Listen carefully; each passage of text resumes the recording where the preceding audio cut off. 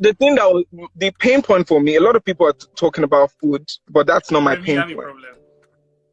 My own pain point would be data. So I think the only thing that I've been spending money on is data. So when I was about to tweet that, I felt that's coming from a place of privilege, and it makes no sense that you'd be like, oh, the government needs to make Wi-Fi free for everybody, make data free for everybody. There's actually something that I wanted to talk about, and I'm glad that I'm here. Maybe you could bring it up. There are people who have worked and have not been able to earn because they're still being owed salaries. And I don't know if yes, I know that face. I don't know if there's anything I know we're concerned about the people who have less than 5K in their account and this and that, but there are people who generally don't have, and it's not because there's 7K in their account. It's because they're being owed salaries. Is there any what where do they even start from? Because now they don't qualify enough for the. You'd have loaded 100 naira above 100 naira charge card. You do not qualify as well.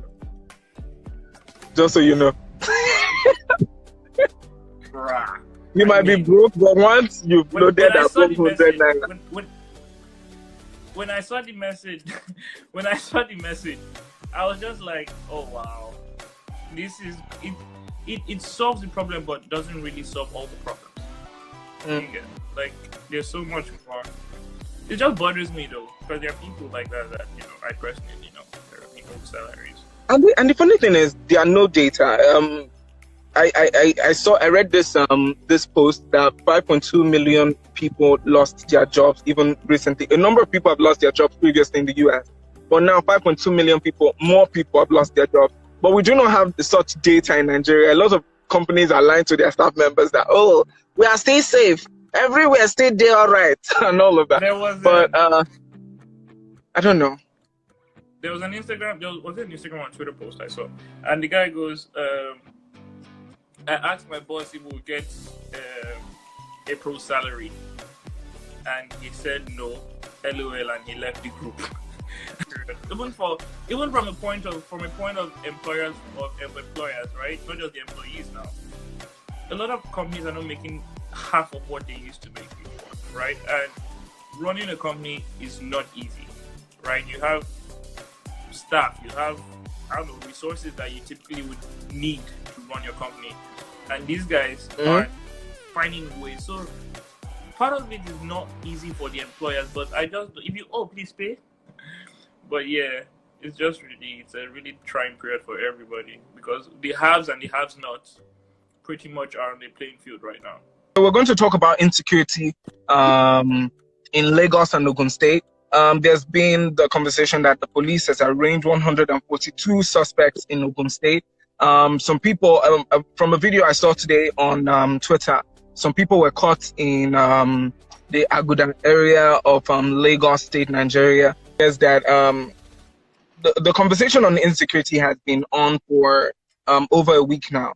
And you live in one of those areas that was mentioned, one of those areas that people have taken to the streets. Your thoughts about the insecurity problems in these areas?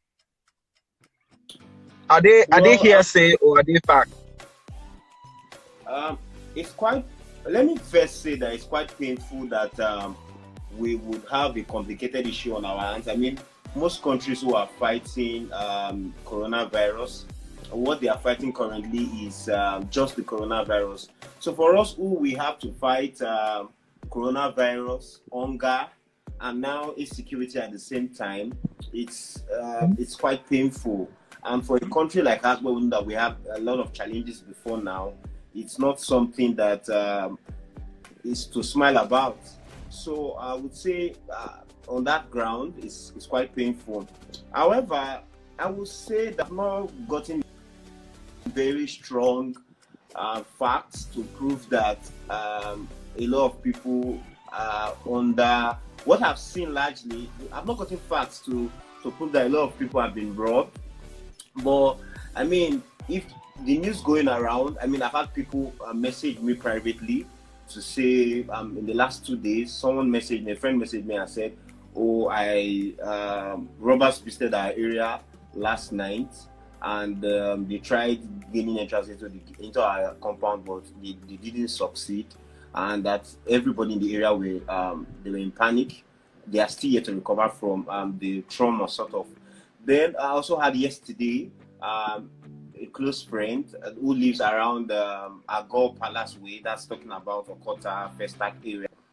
Made mention of a notice, like a letter that was sent to them, posted in one of the streets around them, and the hoodlums, as we call them, notified them that they were going to be coming and that they should get prepared.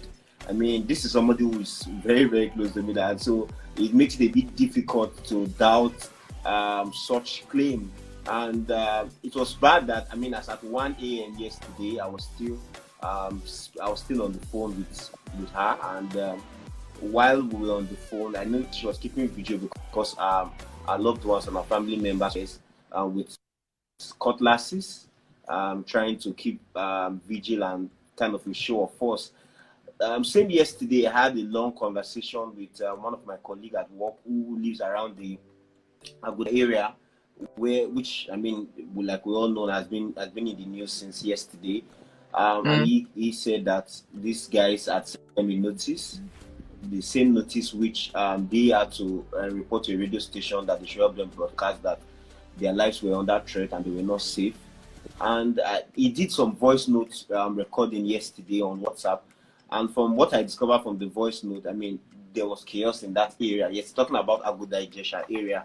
And so when you put all of these things together, we may not, in journalism, we may want to see pictorial or video evidence, but I don't think that we can utterly dismiss these reports.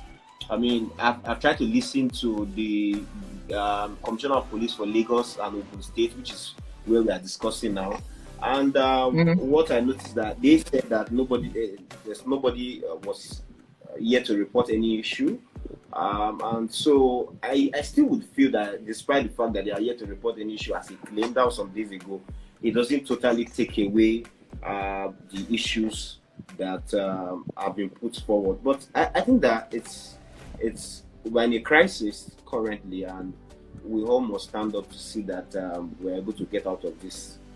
So I also watched one of these networks where they had people, somebody in authority come to address the issue of insecurity in these areas. I cannot categorically speak on the person they brought on because I cannot remember his designation, but somebody in the force, and the person debunked the fact that these things were not happening in these areas, and the fact that one of the groups mentioned is the 10 million boys. Even the paper that's been circulating has the 10 million boys on it. So they are debunking that, these groups do not exist. So what are your thoughts about that? Do you think they are trying to control the situation to take away fear from people? Or what do you think they're trying to do with this approach? I have personally been trying to battle or control issue of panic and fear around me. I mean, there's been a lot of persons who have been involved in this fake news or posting unverified information. So to that extent, I would not be surprised if information about unrest, if we discover that they are untrue much later. But what I can tell you is that the issue of unrest, the issue of people receiving messages about robbers or hoodlums coming to attack their community is real. It's real, and even in my area where I live here, I live within a local government area, not too far from this Yanopaja area here. Even in my area where I live, I can tell you that some days ago we sleep well at night because our gates, because the vigilantes were hitting our gates and they're telling us to put up our generator. So there was burning of time. But largely what we've seen is a show of force by residents of a particular community who are trying to send a message to this, whether 1 million boys, whether our boys. There's another group again, I cannot remember the name now. But what we've seen, that is residents trying to scare these people, put up a show of force to tell them that if you come here already. And I was in a meeting earlier today with a couple of persons, my colleagues, and I remember one of them in this Akute area mentioning the fact that for days now he has not had his night to himself because he has had to keep vigil along with other male residents of his community, trying to scare away these people who may be a threat to them. So I just want to say that the police needs to step up to their game. As to whether they are trying to cover up, I cannot tell fully if that's the case. We will need to do more investigation into this. But what I do know is that people are living in fear and panic, which is worse.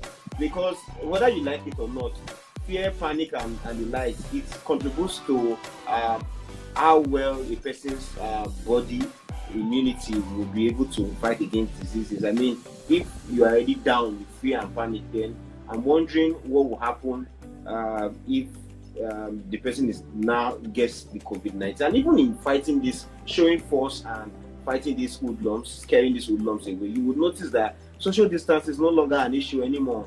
So people are gathering in clusters, trying to ward off robbers and hoodlums from their community. But now, COVID-19 is not the less discussed issue. So it's worrisome, and we just have to do what we can to see that our communities are safe. I'm talking about the conversation earlier during the week was that because of the lockdown, a lot of people are not going to work. A lot of people are not do not have what to eat, and at the time the government had not rolled out palliative measures, which is another conversation we're going to have for people. So they said the conversation was on Twitter for some people was that these guys were coming out because of the need to fend for themselves, so they were taken to the streets. But when I saw some videos, I was like, no, these people are not. I don't think these people, one, are hungry. These people that are causing this unrest in these areas. Two, they're too organized. These people are genuinely organized. From the videos I've seen, which I can or cannot prove the authenticity of the videos because I'm not in those areas. So what are your thoughts about that? Do you think this unrest is born out of the lockdown, the need for people to fend for themselves because the government has not provided enough palliative measures for her citizens? Well, Desmond, let's not pretend about the fact that whenever you have a situation of uncertainty, like what's going on now, there is no way you will not have hoodlums or miscreants trying to take advantage of the situation. But it will be unfair of us to categorize every hungry person out there as miscreants or as hoodlums because they are down the social order. That being said, it's important to note that, like you said, these people are well organized. So what it means is that in a situation like this, you are going to have a lot of people who want to take advantage of the situation.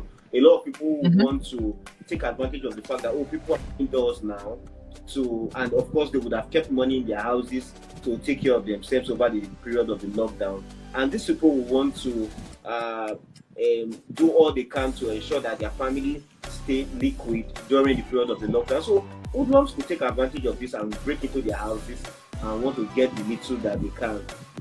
But we must put up a balance here. I mean, the palliative measures that have been put up so far by government, they've done their best, but I would not say it's encouraging. I mean, I read what the Minister of Humanitarian and Social Development, Humanitarian Affairs and Social Development said, I think on Wednesday or yesterday, about the fact that those who have 100 naira, more than 100 naira recharge card on their phone, and those who have more than 5,000 naira in their account will not be eligible for that. That's their own. That's federal government definition of the poorest of the poor. I mean, to a large extent, a friend yesterday who said something that struck me, which is the fact that the poor in the rural areas may not really even suffer much. I don't know, it's not a suffering Olympics, so I'm not comparing with suffering more, but I'm just using this to make a point that because they have their farms that they may be able to go get one or two things wrong. But the urban poor, those who, talking about the artisans, plumbers, bricklayers, traders, just name it, hairdressers, those category of persons who they don't have any farm, if they don't go to work, if they don't go to their markets and stores, ends for themselves. So when you look at it from that point, that criteria that the government is using to judge may not go round. But on the Minister of Humanitarian Affairs said that federal government will only be able to cater for 25% of the total population. If we peg our population at 150 million, that's about 45 million persons, if I'm not mistaken. And you know that if you remove 45 million, that's just like maybe Lagos, Kano, Kaduna, and Oyo. If you add those states together, that's about 45 million. But what about the others? What about other places where I know the lockdown is not a total lockdown, but there are some states like in Imo State, they don't have any coronavirus case yet, but they're already on a total lockdown. Yesterday I was listening to the radio, and one of the states that was missed, Lagos, is on total lockdown, but there are no palliative. Lagos is not one of the states that gets in the palliatives from the federal government. No, I think the federal government has, if we have been honest, Desmond, the federal government has done much for Lagos. I mean, it's even a source of controversy. Like the Rivers State governor was saying the other day that Lagos is giving 10 billion naira, and yet Rivers State is not giving anything. I don't want to join issues with him, but as far as I'm concerned, Lagos, as at yesterday, have over 250 of the cases of. Do you think certain states are politicizing the coronavirus? Politicizing, I don't have enough information to say that they are politicizing the virus and the crisis. But I would not be surprised if people are taking advantage of this to introduce politics into it, because I don't see a reason why some states during the week, last week now, just in the build-up to the Easter celebration, decided to relax lockdown just for people to have Jumat prayers on Friday and the Easter service on Sunday, as if they had an agreement. Coronavirus was on break, was on holiday. Yeah, as if they had an agreement with coronavirus that they don't infect people. All right. That's the only way I can put it. We had a conversation about insecurity in different parts of Lagos and Ogun State. Do you feel any form of stress? Do you feel any form of fear from wherever you are? And what are your thoughts about the insecurity problem? Yes. Funny thing is, for the sake of this conversation, I also stay in Abuja, in Lagos. So when that whole news about the 1 million, 100 million boys person I was living with at the time was terrified. And even my uncles were like, please don't step out. As soon as it's 6 o'clock, please don't go anywhere, stay in your house. So even though we've never really had like a, will I say, face-to-face experience with robberies and whatnot, and I pray that we don't, it's still, the thought of the possibilities of that happening already is terrifying enough. And it really, really, it's scary. There's no nice way to put it. It's scary, really. Yeah, but just confirming from you, since you live in Aguda, there were reports yesterday. I think Aguda was trending as well on Twitter because it was one of the areas. There were reports yesterday that there were insecurity problems in that area, Surulere and Aguda. Did you hear anything? Because you live in that area. Because we are trying to balance what is fact. Authority will come out and tell you that nobody's really reported. It's all hearsay and all of that. And then people on Twitter, you see videos come out from these areas that this is happening at this place. So, for you who lives in this area, did you hear anything? Did you see anything yesterday? Well, I didn't hear, but I did witness. I mean, was it yesterday evening? Yeah, no, I think it was the day before. Sorry, we've lost track of time since the pandemic, so we don't even know which day is which. But I think 2 days ago, I think it's one evening, I'm stepping out, and there were all these OP Mesa trucks, passing my area. I think almost everybody in my street were like outside trying to piece together what was going on. So whether or not, because I stay in a part of the area that is, will I say, a bit of a close. So if there was anything that's happening like to us directly, everybody would have been aware about it. But yeah, the least or the few things I did observe were like there were trucks all around the area at the time, heading to other places, or this particular part of Aguda, I think the Ayetoro area where we had the letter was being sent to.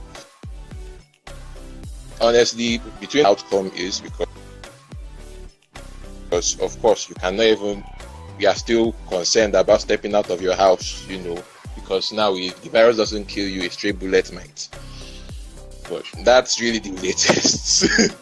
That's really the latest being around here. But nothing new besides that, though. All right, thank you so much, and keep entertaining us. Keep producing. Take this time to create more music that would enjoy. Oh, thanks. You notice. You listen to my stuff. I'm glad. I'm kind of honored. Your fans are on my WhatsApp, and everybody's always sharing it, and I have to watch. I have to listen. Thanks. I'll keep you posted, most definitely. Thank you so much. Thank you. All right. Thank you.